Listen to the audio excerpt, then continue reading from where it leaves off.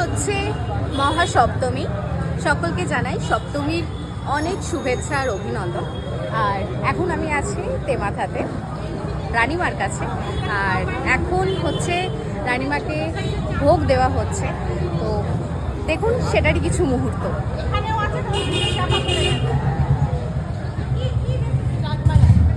এতক্ষণ আমাদের পুজো মিটেছে, এবার হচ্ছে ভোগের পর্ব চলছে।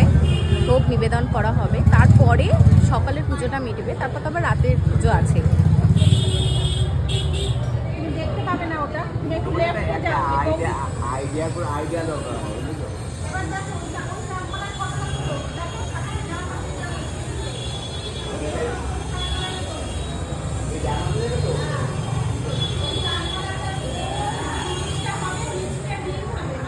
এই যে ভোগ আসছে, আর এই ভোগ কিন্তু আমাদের বাড়িরই সব মহিলারা মিলেই তৈরি করে।